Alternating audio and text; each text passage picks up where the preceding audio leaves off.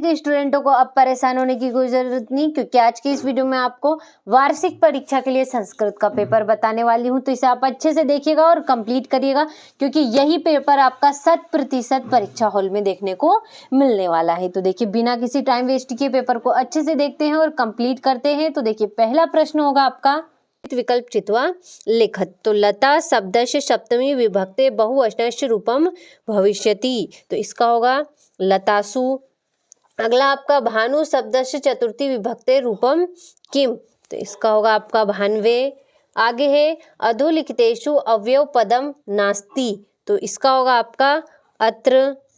आगे है आपका अगला है आपका बालक शब्दस्य पंचमी विभक्ते रूपम अस्ति। तो इसका होगा बालकात। और अत्र पूजनम भविष्यति अस्मिन् वाक्य अव्यव पदम अस्ति। तो इसका होगा आपका अत्र। आगे है फल शब्दस्य तृतीया विभक्ते रूपम अस्ति। तो इसका होगा फलेन। तो देखिए, इस तरीके से आपका पहला प्रश्न आंसर सहित कंप्लीट हुआ। दूसरा है आपका रिक्त पदते शब्दे रिक्त स्थानानि पूर्य। तो अगला है, पहला है गमिष्यसि इत्यस्मिन् पदे। अगला इसका होगा गम। प्रचार इत्यस्मिन् पदे प्र इति उपसर्ग अस्ति। और गम धातो लट लकारस्य उत्तम पुरुषस्य एक वचने। तो इसका होगा आपका गमिष्यामि रूपम भविष्यति। आगे है अत्याचार इत्यस्मिन् पदे अति उपसर्ग अस्ति। आगे आपका लट लकारस्य उदाहरण इसका होगा आपका पठति अस्ति। आगे है गमिष्यति इति पदे लट लकार अस्ति। तो देखिए, इस तरीके से आपका दूसरा प्रश्न भी कंप्लीट हुआ। अब देखते हैं हमारा तीसरा प्रश्न, जो कि है युग्म मेलन कुरुत, यानी कि सही जोड़ी मिलाइए। कवि संबोध्यति। तो इसका होगा वाणिम। अगला है बाला। तो बाला का होगा टाप। गत्वा। तो गत्वा का होगा आपका कुतवा। आगे गंतुम। तो गंतुम का होगा आपका तुमुन।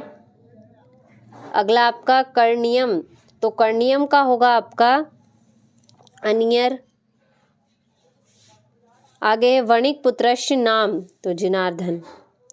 देखिए, इस तरीके से आपका तीसरा प्रश्न भी कंप्लीट हुआ सही जोड़ी। अब देखते हैं आपका अगला प्रश्न, जो कि है, तो देखिए चौथा प्रश्न है आपका एक पदेन उत्तरत। तो सूर्यस्त इतस्य विलोम पदम भवति। तो इसका होगा सूर्योदय।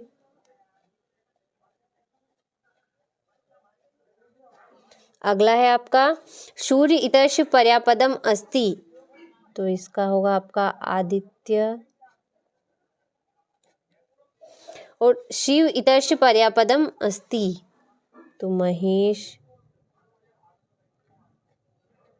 अगला है प्रतिबालका इतन्यो पदयो विशेषण पदम किम।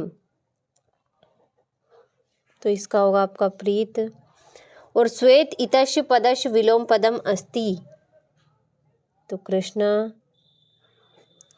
आगे है प्राचीनम इतस्य विलोम पदम अस्ति।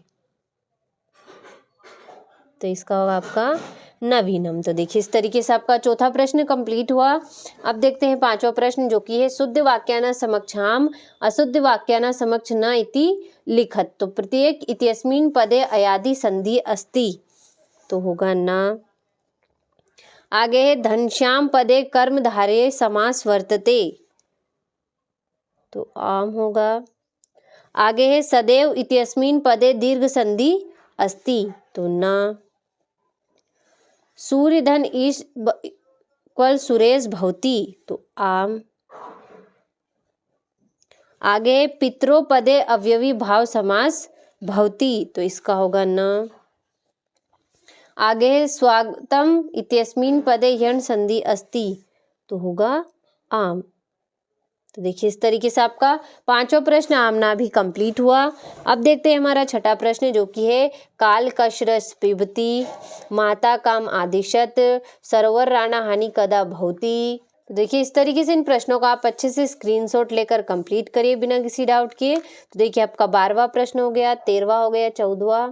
देखिए, ये हो गया आपका 15वां प्रश्न, 16वां हो गया। इस तरीके से आंसर सही थे। तो अच्छे से स्क्रीनशॉट लें इन प्रश्नों का और आप बिना किसी डाउट के कंप्लीट करिए, ताकि आपको कोई भी परेशानी पेपर में ना हो।